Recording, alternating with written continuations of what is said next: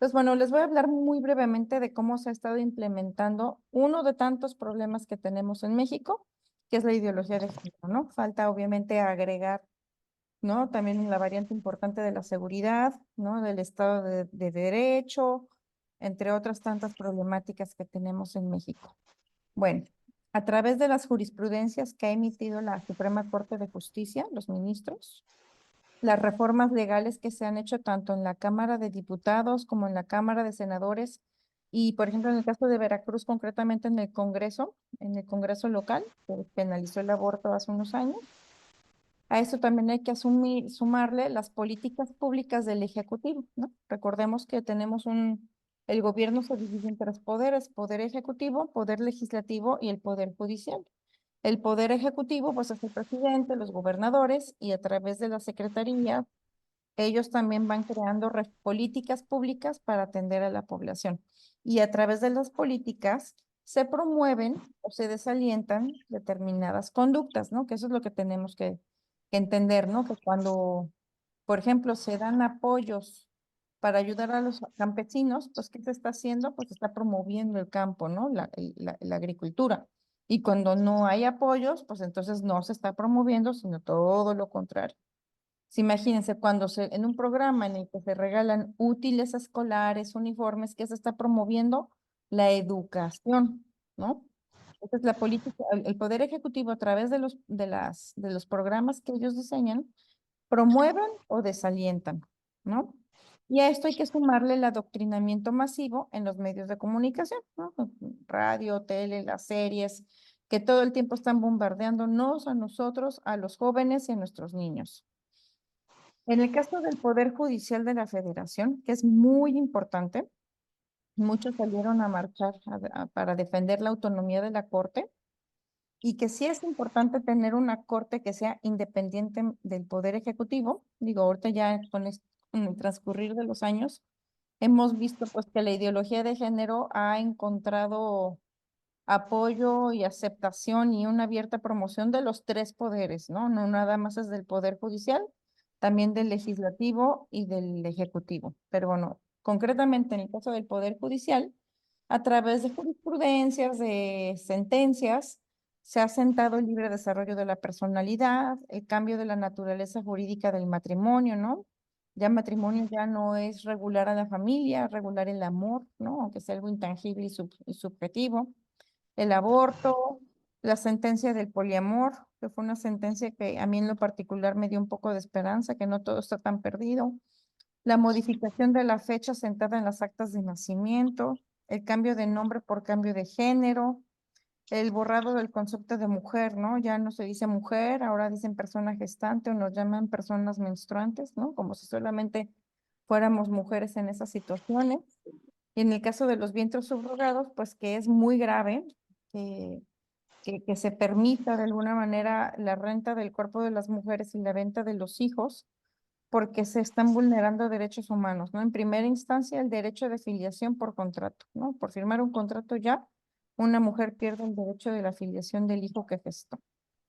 Y bueno, libre desarrollo de la personalidad es hacer lo que yo quiera, como yo quiera, cuando yo quiera. Prácticamente eso es lo que la Corte ha permitido y pues implica el reconocimiento de los derechos de la identidad personal, la identidad sexual y la identidad de género.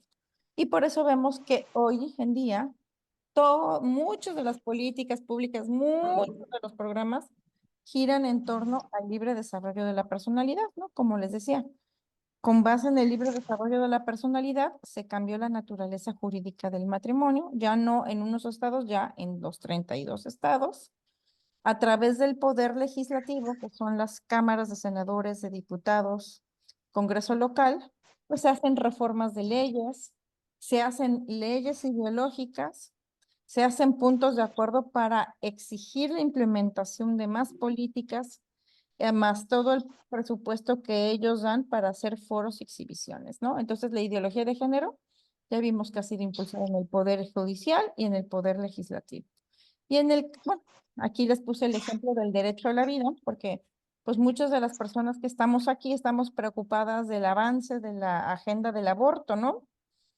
Que prácticamente ya en 13 entidades se ha despenalizado. ¿no? En 13, faltan 19.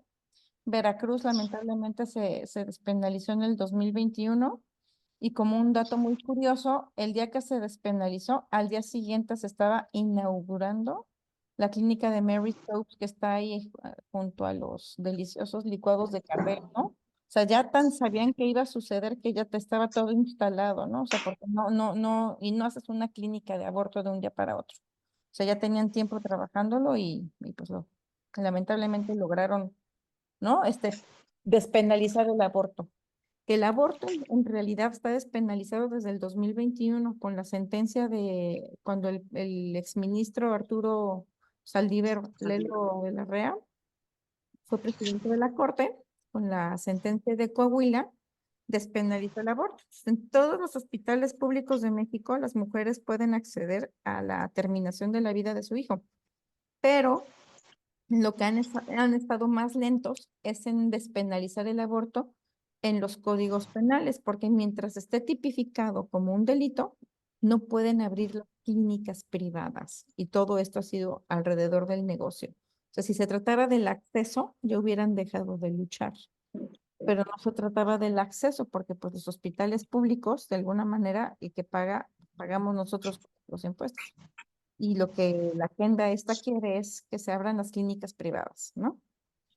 Y bueno, cómo se ha implementado la ideología de género también a través del Poder Ejecutivo, ¿no? El presidente de la República, las secretarías de Estado, la CONAPRED, el IMSS, ¿no? Los gobernadores, los ministros, ¿no? Van haciendo programas y como caso concreto, pues está el plan de estudios para la educación preescolar, primaria y secundaria, y los libros de texto de la nueva escuela mexicana, ¿no? Que hablan de que pues los niños no entran a la escuela para aprender conocimientos, valores y actitudes, ni van a ir a la escuela para adaptarse a la sociedad, porque no es función de la escuela formar capital humano para responder a los perfiles del mercado laboral. Entonces yo digo, bueno, si no les van a enseñar valores, ni actitudes, ni herramientas, ni conocimientos, pues ¿para qué queremos los papás enviar a nuestros hijos a la escuela? Y si vemos en este plan de estudios que depende del Poder Ejecutivo, por eso estoy hablando del plan de estudios, ¿no? Para que vean un ejemplo de una política pública que emana del presidente y que está promoviendo la ideología de género, no está promoviendo el sano desarrollo de la personalidad de los niños de preescolar, kinder, primaria y secundaria, ¿no? Hacen un especial énfasis, fíjense, en la construcción de una ciudadanía sexual. Y me preguntan luego, ¿qué es ciudadanía sexual, Ale? Bueno, pues es hacer la vida sexual de las personas algo público, ¿no? Y vemos, pues algo público, a veces, a lo mejor se acuerdan de esa canción de Maluma de Felices los Cuatro, pero pues con esa canción de Felices los Cuatro nos quedamos ya en la prehistoria, pues porque en realidad sí, esa canción es un ejemplo de ciudadanía sexual, pero ya el hacer pública la vida sexual de las personas ya no nada más están en las canciones y en las películas y en las series de Netflix, ya lo vemos en los libros de texto. Estas son algunas de las imágenes de quinto de primaria, en donde, ¿no? Se enseña que es importante externar qué eres, ¿no? ¿Qué identidad tienes? Y si nos vamos sobre la ciudadanía sexual, fíjense, ¿no? O sea, está el póster de la UNAM, en el que se habla de la diversidad relacional o el poliamor. Cuenten cuántas personas hay en esta cama. Hay una, dos, tres, cuatro, cinco, seis, siete. O sea, ya es poliamorosos, ¿no? De hecho, ya hubo una sentencia de la Corte en ese aspecto. O vemos esta nueva serie de Televisa en donde un hombre que se siente mujer sale con un actor y están en París y todo esto forma parte de la ciudadanía sexual. Hacer de la vida sexual, sus hábitos, usos y costumbres públicos. Y sería muy bueno preguntarnos por qué quieren enseñarle a los niños de preescolar, primaria y secundaria eso, ¿no? Vemos en el mismo plan de estudios que vuelven a hablar, ¿no? De que el papel central de los derechos sexuales que van a enseñar favorece la construcción de otras maneras de vivir la masculinidad. Yo les quisiera preguntar a ustedes si están de acuerdo que a sus hijos, a sus nietos, a sus sobrinos, les enseñan a vivir otra manera de vivir la masculinidad. Y todavía dice el plan de estudios, ¿no? Enseñarles a construir relaciones de pareja diversas e igualitarias, Ay, Dios, ahora van a enseñarle a los niños a que tengan parejas diversas para erradicar la violencia de género. O sea, como si homosexualizando a la infancia se vaya a erradicar la violencia contra las mujeres, ¿no? Así de ideológicos son que creen que solo los hombres heterosexuales son los que agreden a las mujeres. Y fíjense, construcción de identidades de personas homosexuales, lesbianas, bisexuales, transgénero, transexuales, intersexuales y queer. No es invento mío, bien en el plan de estudios es lo que le están enseñando a nuestros niños. Construir identidades diversas, ¿no? Y fíjense, con énfasis en la construcción diversa de la identidad de género, ¿no? Aquí hablamos también de que una educación ajena a todo credo religioso, ¿no? Que es importante para esta gente, pues separar totalmente la educación de la religión, de la fe. Sin embargo, en los libros de texto vemos lecturas como esta, ¿no? Colocar en casas crucifijos, palanganas de agua, espejos y objetos al revés. ¿Por qué tendrían los niños que estar leyendo cuentos y haciendo actividades que hablan de poner los crucifijos al revés, que hablan de las brujas que son de sexo femenino y que son fogosas, exhibicionistas, escurridizas y vengativas? O fíjense, ¿no? En otra lectura, actuar como asistentes personales del diablo, secuestrando almas para el infierno y engañando a los hombres. Y aquí es donde yo me pregunto, ¿y el Estado laico? O sea, en el plan de estudios hablan de que alejarlo de la religión, ¿no? Lo que les acababa de leer.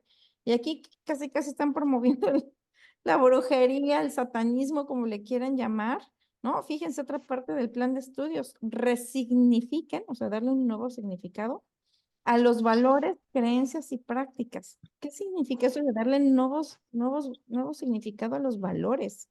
Si los valores son universales, ¿no?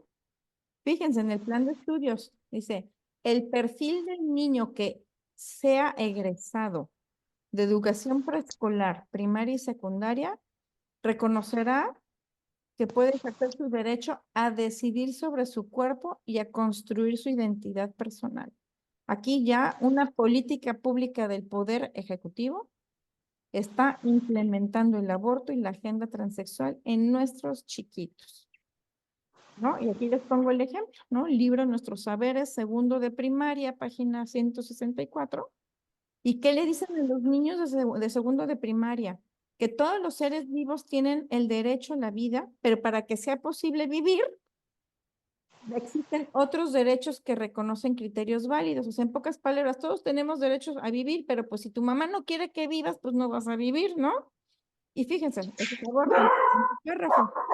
Las personas nacen de otro ser humano. No, señores. Las personas solo nacen de una mujer, no de otro ser humano, pero esto es implementación de la agenda trans, ¿no? Y fíjense, y vuelven a reafirmar, ¿no? Que las personas tengan hijos e hijas por decisión. Entonces, en segundo de primaria ya están implementando agenda trans y aborto. Ahí les pido por favor que silencien su micrófono, porque pues esto se está Estás grabando cansado. y para que no se vaya a, ¿cómo se llama? Ajá. A ver, voy a silenciar algunos. ¿Dónde está? Perdón, lo que pasa es que como lo estamos grabando, tiene que estar así como, muy bien. Voy a seguir compartiendo, ¿ok? Ya les enseñé entonces lo importante de un presidente, ¿no? O sea, cómo un presidente puede influir en algo tan importante, ¿no? O sea, no nada más son los diputados, no nada más son los senadores, no nada más son los ministros. En este caso ya vamos a brincar de los libros de texto, pues otra amenaza que estamos teniendo por motivo de la ideología de género, pues es la agenda transgenerista, ¿no? La identidad de género, ¿no? Que si yo digo que me siento hombre, pues puedo ir a cambiar mi acta de nacimiento y que diga Alejandra Yáñez es hombre, ¿no? Y pues lamentablemente esta teoría del transgenerismo pues ya se legalizó en 21 estados de 32. O sea, este sexenio del 2018 al día de hoy han avanzado en 21 estados. Puse con rojo en los que no ha avanzado la agenda transgénero y con amarillo en donde ya. Y no es que yo sea una persona transfóbica o que odie a los transexuales, Pero si un hombre dice sentirse mujer y cambia su acta de nacimiento, pues no solo va a entrar a nuestros baños, ¿no? Las competencias deportivas, el menor de nuestros problemas es que ganen los concursos de belleza. Todas las convocatorias, los concursos que son para mujeres dentro del gobierno, ¿no? Para ocupar puestos de juezas, magistrados, regidurías. Bueno, en el Congreso, en la Cámara de Diputados, tenemos dos hombres que dicen sentirse mujer y están ocupando la curul de una mujer.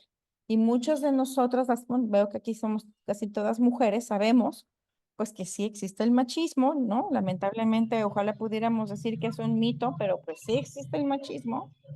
Y sin embargo, a través de esta política totalmente ideológica, hombres van a ocupar los lugares de las mujeres y no para promover cosas que nos benefician a las mujeres. Me voy a silenciar porque ahí está. No para beneficiarnos a las mujeres, sino para beneficiar una agenda que busca legalizar la prostitución, ¿no? Permitir la venta de los niños, de los vientres de alquiler. O sea, la verdad, no nos conviene lo que ellos están proponiendo a nombre de las mujeres. Y bueno, estamos viendo que pues con estas agendas, ¿no? Incluso ya se pueden escalar a nivel de la niñez, ¿no? Entonces, bajo esta ideología, una niña puede convertirse en un niño trans y fíjense cómo ya hay criaturas que se han extirpado las glándulas mamarias y que incluso se han quitado un buen pedazo de piel del fémur no, del muslo para hacerse faloplastías, ¿no? O sea, un penes falsos. O bajo esta ideología, un niño puede convertirse en una niña trans. Esta fotografía es de Daniel, que a los 17 años le dijeron que era niña trans. Se cortó el pene, ¿no? No sé si saben muy bien cómo son estas vaginoplastias, pero prácticamente el pene se divide a la mitad, se corta en dos y se estira hacia atrás para hacer una vagina artificial, pero pues es una vagina que, igual que el pene falso, pues no tiene una función ni una funcionalidad. Y que ya incluso hay muchísimos niños que han hablado de cómo con estas ideologías se les condenó a una esclavitud hormonal y se les castró y no se terminaron sus problemas de tristeza, de depresión, ¿no? O sea, la agenda transexual es sumamente peligrosa.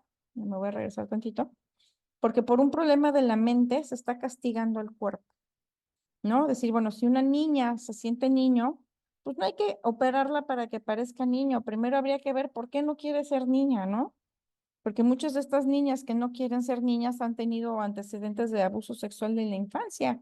Tal vez por eso no quiere ser niña y en vez de castrarla y hormonizarlo, habría que darle terapia y ayudarla y a ponerla a salvo de quienes la pudieron haber violentado. Y esto sumémosle lo de las terapias de conversión, que ya se ha ido aprobando en 18 estados de 32. En Yucatán tiene el peor tipo penal, y pues sabemos que a nivel nacional, el Senado y la Cámara de Diputados ya lo legislaron, y pues prácticamente se están prohibiendo todos los tratamientos con profesionales de la salud. Aquí regreso. Como católicas y católicos, no justificamos el uso de terapias anticientíficas violentas y forzadas. Claro que estamos en contra de los tratamientos forzados con violencia, de los electroshocks y de los baños de agua fría. Claro que estamos totalmente en contra. El problema de las terapias de conversión o de las reformas que se están haciendo en los 18 estados como a nivel nacional, pues es que no distinguen entre una terapia forzada y las terapias que sí son hechas por profesionales de la salud, ¿no? Una terapia bien llevada por un profesional de la salud que una persona solicita para explorar su sexualidad humana, pues ya están prohibidas, ¿no? Y en el caso de los menores de edad que prácticamente pretenden castigar a los papás por querer ayudar a sus hijos con confusión sexual. Pero fíjense cómo este es un pedacito de lo que se aprobó a nivel nacional, ¿no? Se criminaliza a quien realice, imparta, aplique, obliga o financie cualquier tipo de tratamiento, terapia, servicio o práctica que obstaculice, restringe, impida, menoscabe, anula o suprima la orientación sexual, la identidad sexual o la expresión de género. Pero fíjense qué chistoso, Digo, porque esto es una como incongruencia, ¿no? Por un lado, no se puede ayudar a una persona a que desarrolle su heterosexualidad, pero por el otro lado, y con nuestros impuestos, se están financiando clínicas para que las personas desarrollen la homosexualidad o la transexualidad. Digo, no, es chistoso, solo es delito cuando quieres ayudar a una persona a desarrollar su, ¿no? A determinar si quiere vivir, o sea, si quiere vivir de una manera a lo mejor más apegada a su naturaleza biológica. Pero si es al revés, hasta con nuestros impuestos. Es terrible, terrible. Y bueno, ¿qué tenemos como padres? Un desafío muy grande como padres de familia, como católicos, como cristianos, como ciudadanos, pues tenemos que comprender que todas estas reformas que traté de resumirles así muy brevemente, pues nos están llevando hacia la cosificación de las personas, ¿no? Ya no nos ven como quienes, sino como qué es.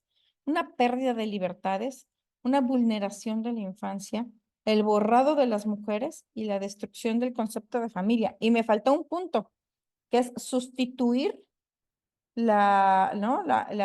Los valores judio-cristianos por una nueva religión neopagana, ¿no? Es borrar y quitar a Dios de todo. Entonces, no tenemos que tener miedo de caminar contracorriente, de nadar contracorriente, porque si el mundo va hacia la perdición, nosotros más que nunca tenemos que abrazar los valores. ¿No? Decía Oseas 4:6, mi pueblo perece por falta de conocimiento. He conocido muchísimos católicos que dicen, ay, bueno, es que yo sí estoy a favor del aborto. Bueno, es que si entendieras qué es lo que implica, no dirías que estás a favor de esto o del otro. Es que yo no odio a los trans. Pues ningún católico odiamos a los trans, o sea, y eso es lo que tenemos que tener bien claro. Amamos y respetamos a las personas, pero rechazamos la implementación de agendas anticientíficas. No es contra la persona, nuestro rechazo es a una agenda mundial, ¿no? Entonces, la ignorancia es el peor enemigo que tiene Dios y que tenemos nosotros, porque aunque seamos mayoría, pues parece que somos una minoría. Ya queriendo regresar, ¿qué es importante que entendamos? Que el próximo presidente de la República, o la próxima presidente, porque las dos personas que tienen más posibilidades de llegar, pues son mujeres. Pues el próximo o la próxima presidente va a proponer los perfiles para ocupar 4 puestos de ministros en la Suprema Corte. Son 11 ministros y Morena ya puso a 6 ministros. Si ganara Claudia Sheinbaum y nombrara 4 ministros, el partido de Morena controlaría la Suprema Corte porque prácticamente ya hubieran colocado a 10 de 11 ministros.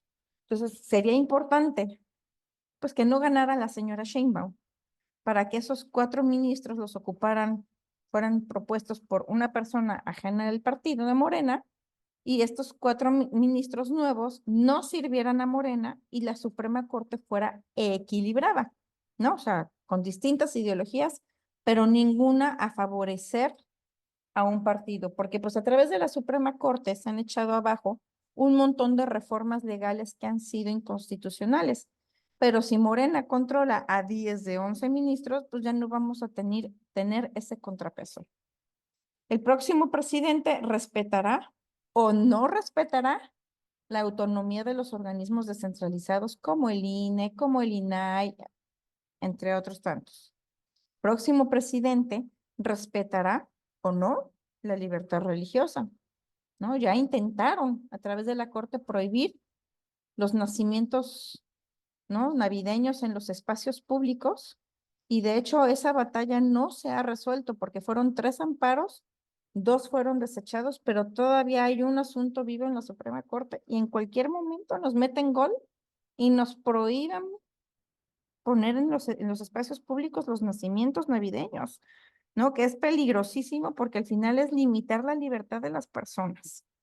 El próximo presidente va a modificar, o tal vez no los modifique, los planes de estudio y los contenidos de los libros de texto. Yo ya les enseñé partes de los planes de estudio y algunos pedacitos de los libros de texto.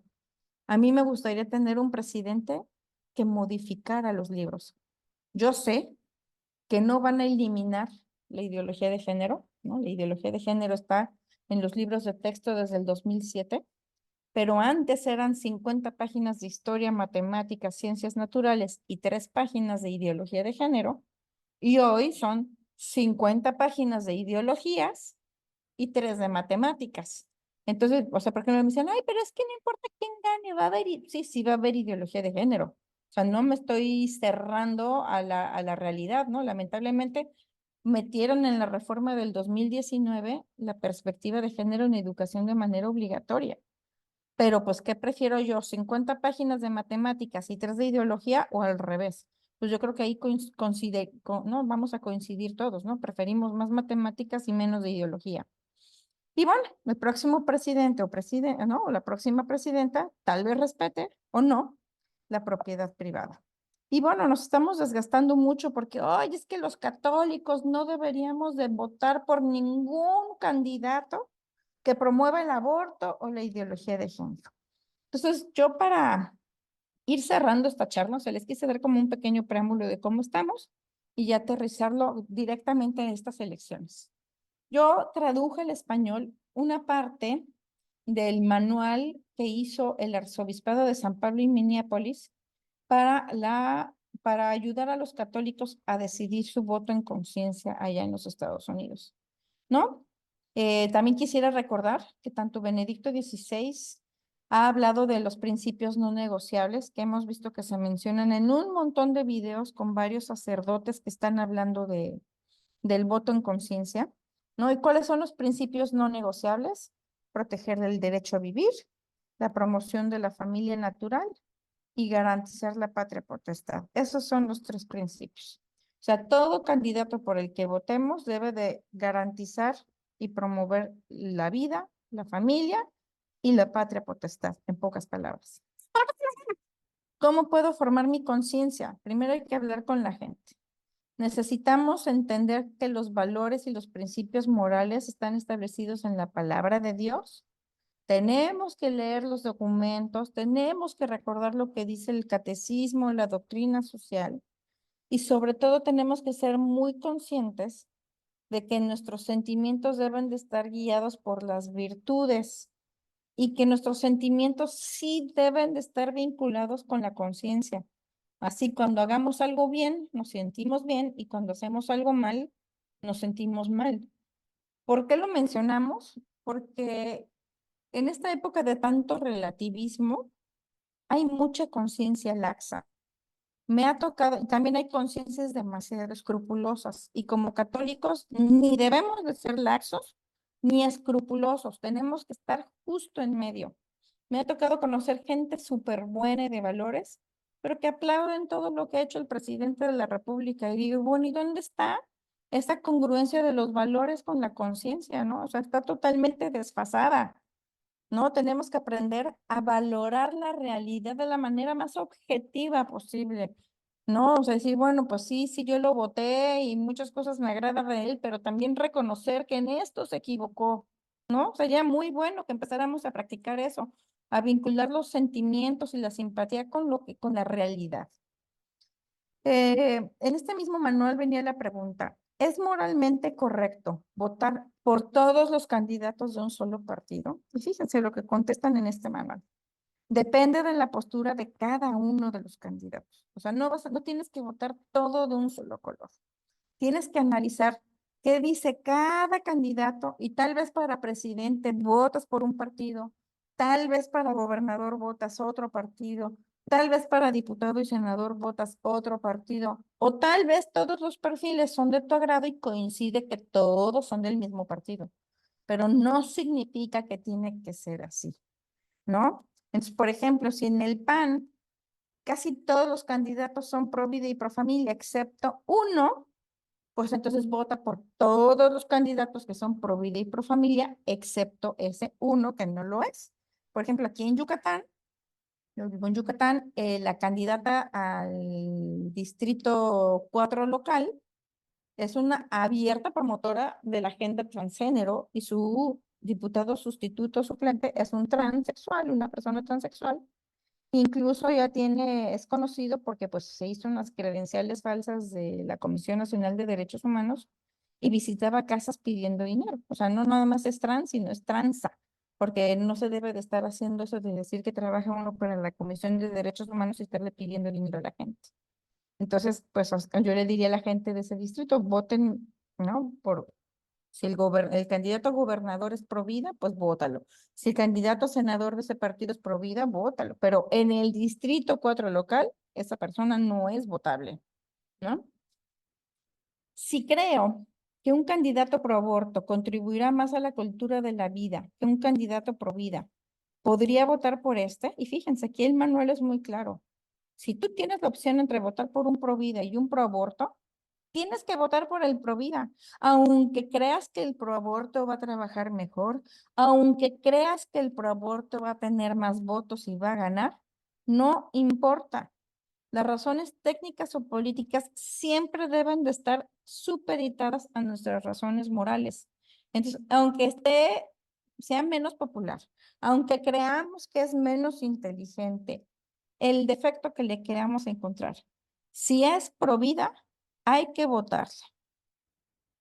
¿Qué pasa si tengo sentimientos y opiniones a favor del candidato pro aborto? ¿Por qué no podría votar por él? Pues por lo que les tenemos que distinguir entre sentimientos y opiniones. Ay, les pido por favor que cierren el micrófono.